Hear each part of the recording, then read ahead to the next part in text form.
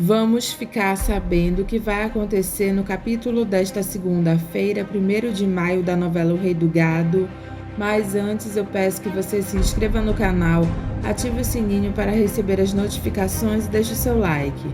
Dona Quitéria pergunta para Chiquita se ela não vai se ofender se ela falar uma coisa para ela.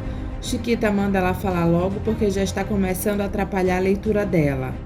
Se você ama mesmo o senador, se você gosta tanto dele assim como você diz, por que você está fazendo de tudo para destruir a vida do pobre coitado? Chiquita não gosta do que Quitéria falou e diz destruir? Dona Quitéria percebe que falou demais. O senador diz para Liliana que quando a enfermeira mostrou o neto dele, ele teve a sensação de que a vida dele estava passando toda para trás, como se ele estivesse diante de uma tela. Quando eu vi aquele bebezinho no colo da enfermeira, o teu pai colocou os pés no chão. A sua mãe me contou quando eu cheguei que o outro avô já fez do teu filho o herdeiro dos bois dele.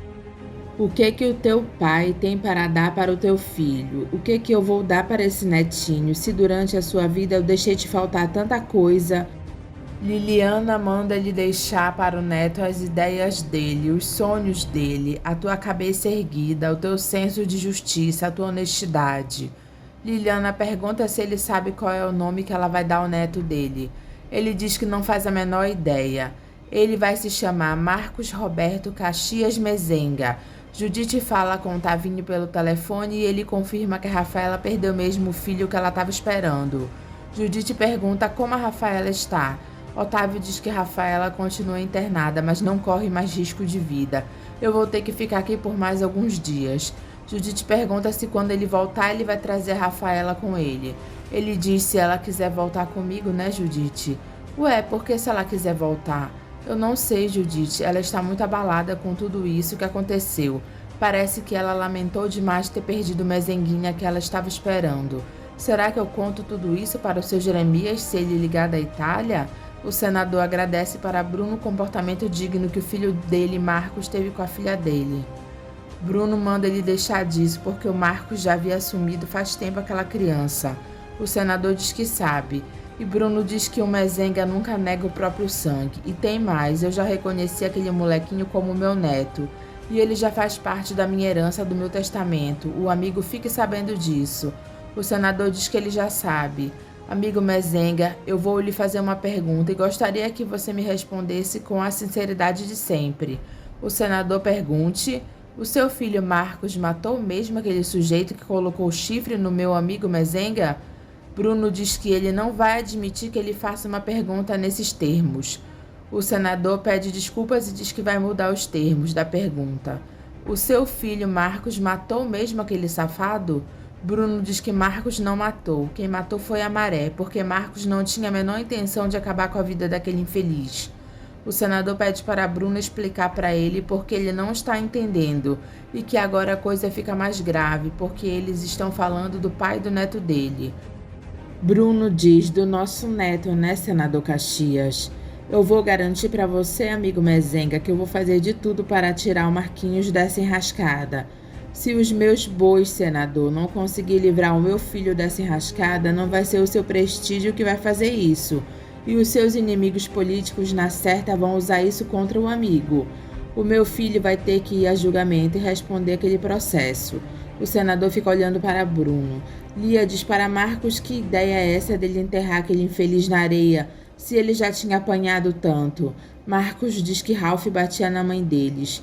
Ele deixou ela de olho roxo várias vezes e depois eu não pensei nas consequências. Eu estava com muito ódio daquele maledito. Lia diz, e olha no que deu. Marcos diz que ele não quer mais falar disso, não. Lia diz, tá legal. Marcos diz para Lia que ele vai se casar com a Liliana. Lia sorri e diz, casar com a Liliana?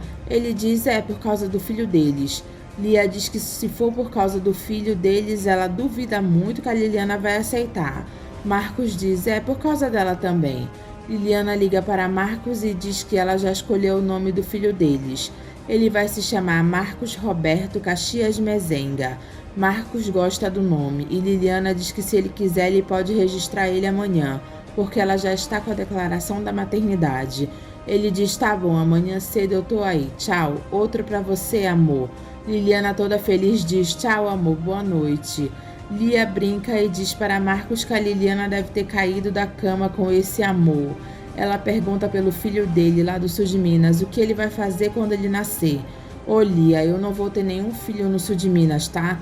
Liliana volta para casa com a mãe, o bebê e o senador. A empregada diz que o bebê é lindo, o bercinho já está armado no seu quarto. O senador diz que foi ele quem comprou. Alguma coisa ele tinha que fazer. Liliana agradece ao pai. Marcos chega e diz que ele já registrou o filho dele.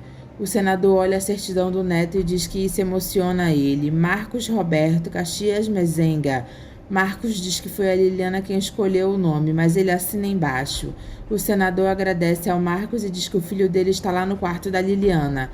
Ele pergunta se ele pode ir lá. O senador diz claro. Ele pede para Maria Rosa não brigar e nem discutir com Marquinhos. Ela diz que não vai discutir com Marcos, ele pode ficar tranquilo. O senador diz que eles devem reconhecer que o Marcos teve um comportamento digno e generoso com a filha deles. Rosa diz é verdade, mas por causa do filho, não por ela. Tá bom, que seja, mas de qualquer forma deixa que ele visite o filho quando bem entender. Ela diz enquanto ele estiver em liberdade, não é mesmo? É, enquanto ele estiver em liberdade. Bruno diz para Josimar que ele pode ficar tranquilo que o filho dele não vai fugir. Josimar diz que o outro desapareceu com a mulher e os filhos. Mas isso não quer dizer que o meu filho vai fazer a mesma coisa. Tudo bem, senhor Bruno Mezenga, eu vou confiar na sua palavra. Bruno diz que ele responde pelo filho dele, passe bem. O outro foge e ele quer prender o Marcos, mas isso não tem cabimento uma coisa dessas. Aparício pede desculpas para Lia e diz que ele andou pensando e ela está certa em estar preocupada com o irmão dela. Ai, que bom que você entendeu isso. Ele agora é o meu cunhado, não é mesmo? Ela diz, é claro que é. Aparício diz para Lia que ele e o Zé Bento fizeram um péssimo show porque ele estava preocupado com ela. E que Zé Bento não é da família, mas ele também está preocupado com a história do Marcos. Lia diz que o Marcos está tão encrencado que ela está morrendo de medo. Só porque matou um vagabundo. Bruno aparece e pergunta para Aparício o que ele está fazendo lá. Aparício diz que ele veio atrás da prenda dele. Bruno diz que ele pensou que esse casamento já tivesse acabado.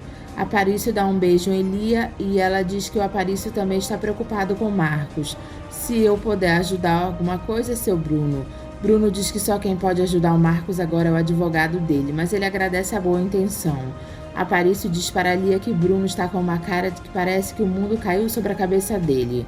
Lia diz que caiu mesmo. E ele não achou a Luana? Lia diz que não. Regino pergunta para Zé do Araguaia o que ele foi fazer lá. Jacira diz que o Maurício já esteve lá várias vezes procurando pela Luana. A professora diz que a Luana não está lá. Regino diz que ninguém está escondendo a Luana e é bom ele falar isso para o patrão dele. A professora manda ele falar também que eles estão preocupados com a Luana. Zé diz que ele acredita neles. E Regino diz que se a Luana foi procurar eles, ela deve ter se perdido por aí. Jacira diz que a Luana não deve nem saber que eles estão lá nesse pedaço de terra. Mas onde será que ela está então, meu Deus, sozinha, grávida? Jacira diz, vai se saber o que está se passando na cabeça dela. Regino pergunta para Zé do Araguaia o que pode ter acontecido quando ela estava vivendo lá com o rei do gado. Zé conta que a Luana é muito rica, é uma verdadeira fortuna que ela vai herdar. E essa criança que ela tem na barriga dela vale ouro. Quando essa criança nascer, vai ser um verdadeiro reizinho, mas parece que ela não tem noção do dinheiro que ela tem, ou ela não está ligando. Essa herança é do tio dela.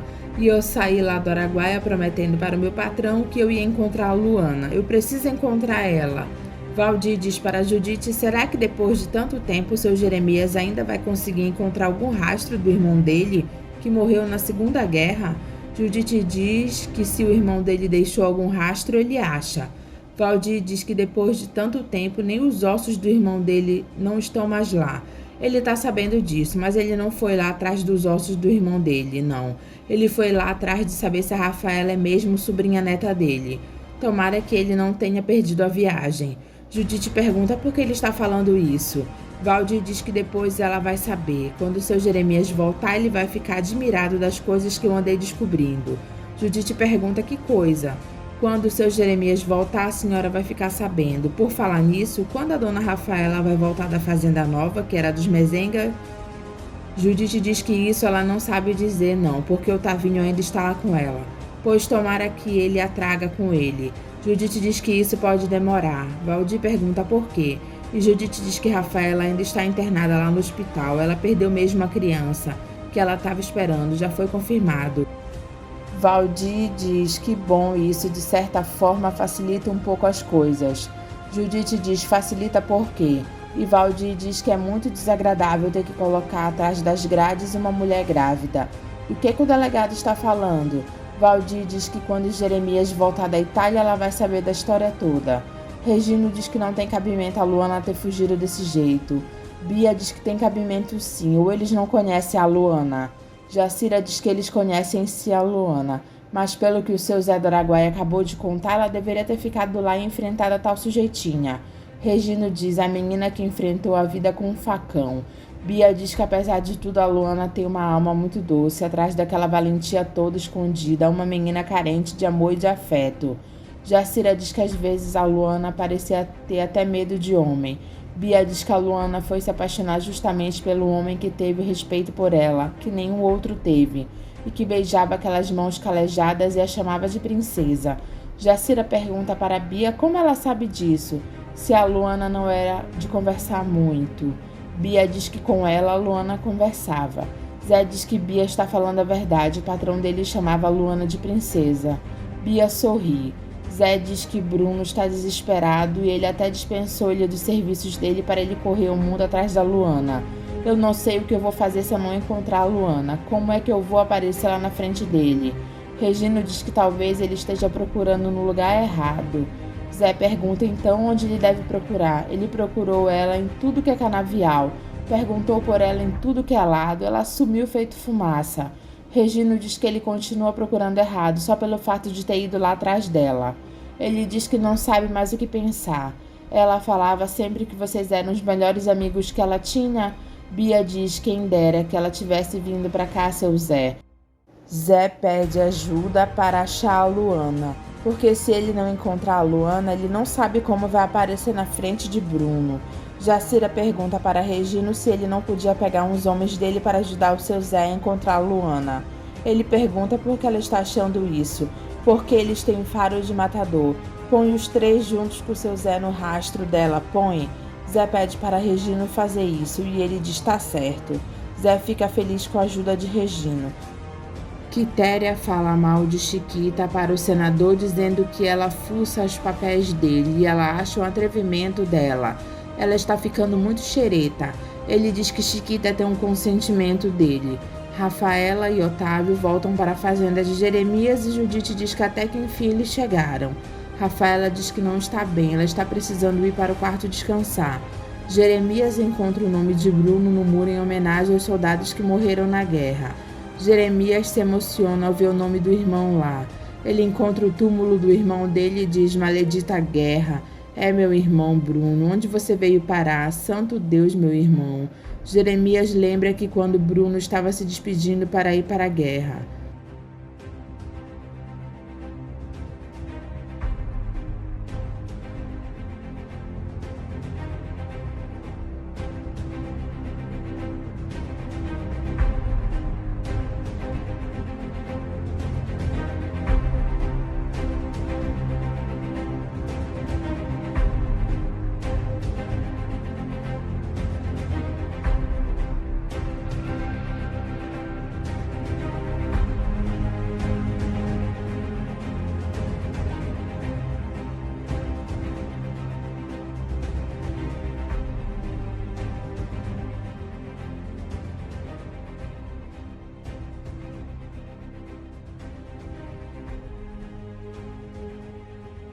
Jeremias chora e diz: Santo Deus, meu irmão Bruno.